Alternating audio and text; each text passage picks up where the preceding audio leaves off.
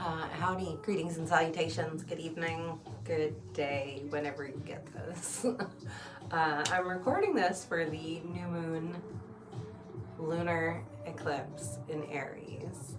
But whenever you find this, these are timeless. If the messages make sense to you and resonate for you, then it could possibly be for you, but only you'll know that.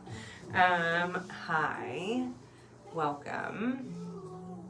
I always have grand ideas about like showing up for these lunar transits with like some notes, some astrology notes for you. And then I get overwhelmed with trying to decide like what's the best few facts. So then I end up not, but maybe one day. But just for today, in the interest of keeping this kind of short, because I am going to pull cards for the different elemental groupings. The eclipse. Okay, so new moon lunar eclipse is when the moon gets in between the earth and the sun and, you know, blocks out the light.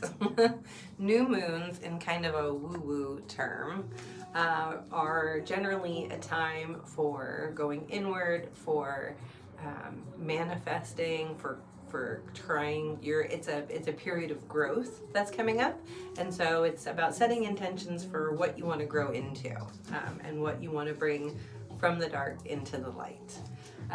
This eclipse is the last eclipse in Aries. What's the fastest way? There's these things called the nodes of the moon, sometimes referred to as the nodes of destiny or the nodes of fate. There's a north and a south, and they change the axis, changes signs every like year and a half to 2 years. And it's been about 2 years since it moved into Aries and Libra, because they're always opposites, sister signs. And this is the last eclipse in Aries. So for the last, there's several other kind of smaller and bigger cycles being wrapped up as well, but just in terms of the eclipse, you know, we are wrapping up a 2-year cycle. It's been about 2 years since the nodes moved into the Aries and Libra axis. And so this is about kind of asking ourselves, or what felt right for the tone of the reading was to kind of ask, what lessons should we bring forward with us from these last 2 years? Like, as this cycle is wrapping up and we're starting, a whole bunch of new things. We're starting the new year, astrologically, just started on the equinox. This is the first new moon of the new year. It's the first, Aries is the first new moon every year. We have Neptune changing signs tomorrow or the next day, moving in from Pisces into Aries. Neptune in Pisces is very dreamy. Neptune is the dreamer, and then Pisces is so dreamy. But Neptune in Aries is about now bringing those dreams, like grounding those dreams into reality and taking action. There's just a lot of big shifts. Neptune, I know we've talked about Pluto changing signs, which is, I think that was like 14 years. That's like every 14 to 20 years. Neptune also has not changed signs in, I think, 13 or 14 years. So these are some big collective shifts that are happening. And then also like smaller shifts that are happening, for us on a more, is it macro level, right? Macro when you zoom in. Anyways, lots happening, pals. It's giving very like slingshot energy. So yeah, it's just gonna be really interesting to see what happens. All right, great. Less than 5 minute intro. I was trying to keep the intro kind of short.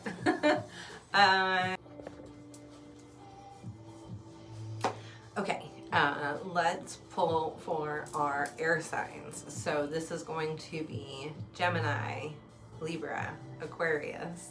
If your sun, moon, rising, Venus, or north node is in any of those signs, then the following guidance could be for you.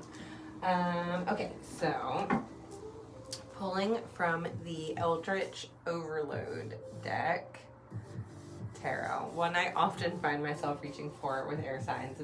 It's very Aquarius vibes, this deck, but okay, so this is really interesting. This coming through very different than the fire signs did, but let's Sure. So we've got the Chariot. Sorry, it's kind of hard to show these cards. Doesn't mean I must stop using them because they're great. We've got Queen of Swords.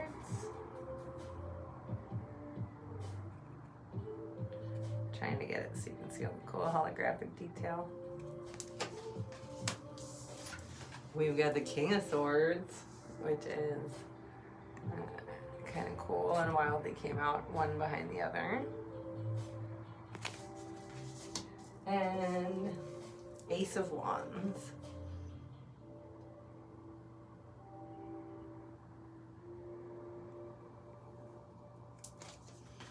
And at the bottom of the deck, we have Knight of Swords.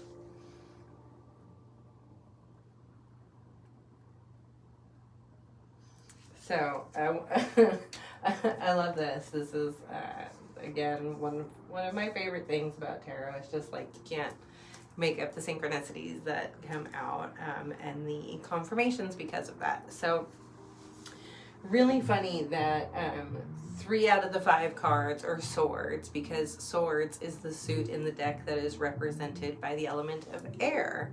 And here we are pulling for our air signs.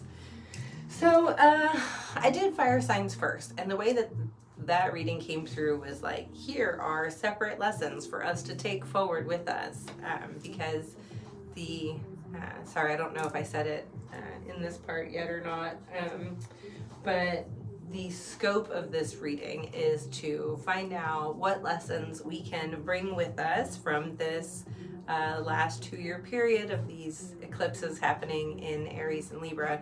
Like, what lessons should we bring forward with us, move forward with us from that into our new time? And fire signs was like this lesson, this lesson, this lesson, and this lesson. And that's not how yours is coming through.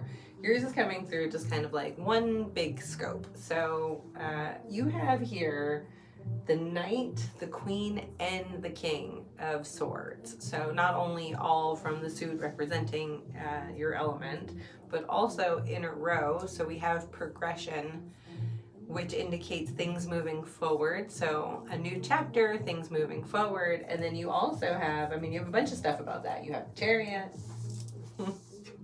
You've got Ace of Wands. These are both giving like, this is new energy, new beginnings, moving forward, things moving forward. And then also we have here, just from an elemental perspective, you have air and fire, and then the combustion of the Chariot. So it's just all of this like kind of explosive energy, but in a controlled, really good way.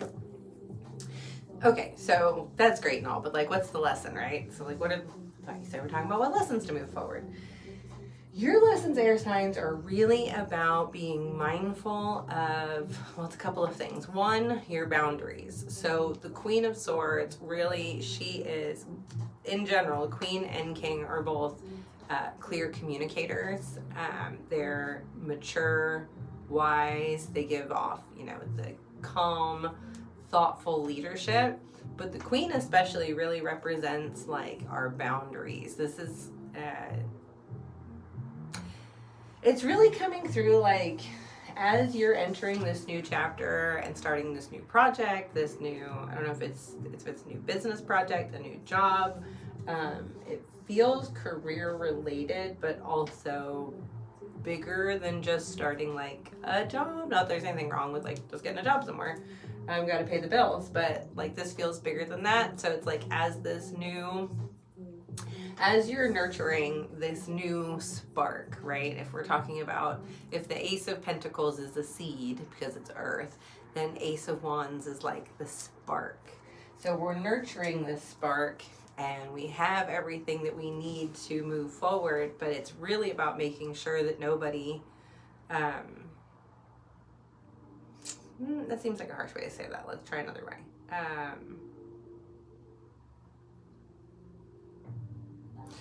Yeah, because you don't want, okay. In a way that is not defensive. It's about upholding your boundaries with clear communication, strength, kindness. But It's like firm but kind.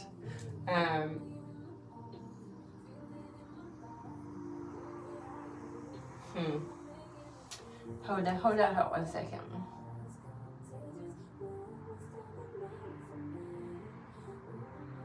Yeah, it's really, I mean, you can kind of see it even, I don't know if you can see the card very well, but she's very, her body posture, she's very relaxed. You know, she's chilling, she's got the cat hanging out, she's got all the protection she needs, right?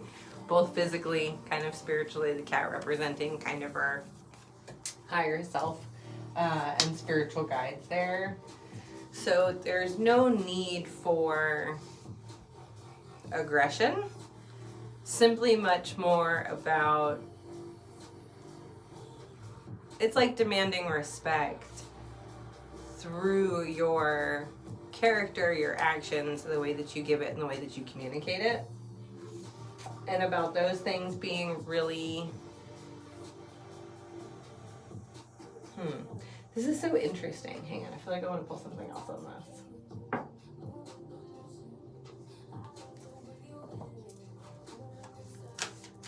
Because like the Knight represents action, so there's a lot of like action here, right? We have the Chariot, the Ace, the Knight, there's all this action plus the progression. And yet,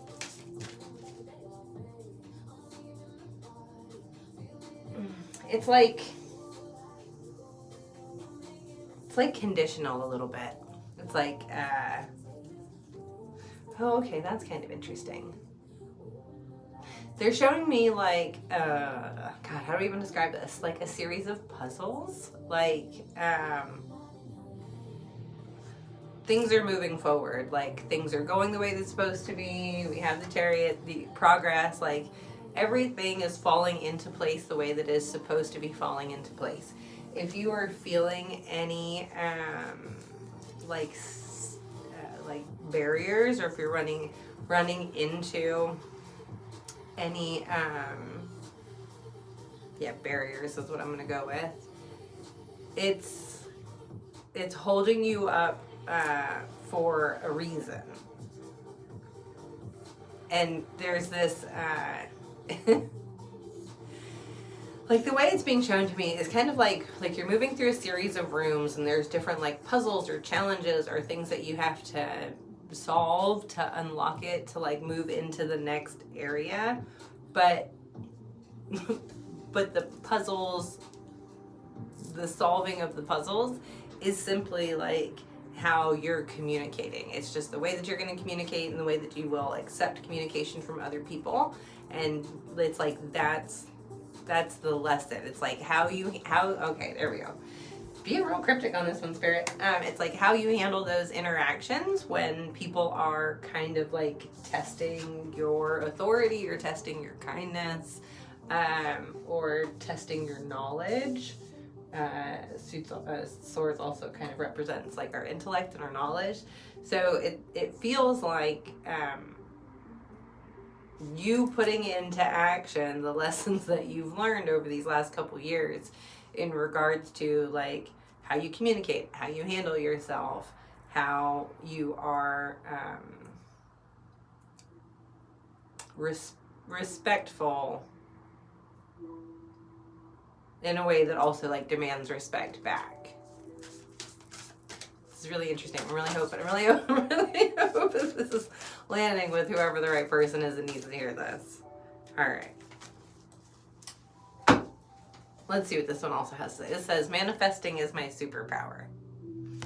Well, that's interesting timing with this being a new moon. I know there's a whole lot of like, eclipses are chaotic, don't manifest. I feel like, you know, that's a personal decision. If you feel called by your guides in the universe to like manifest some shit, then go for it.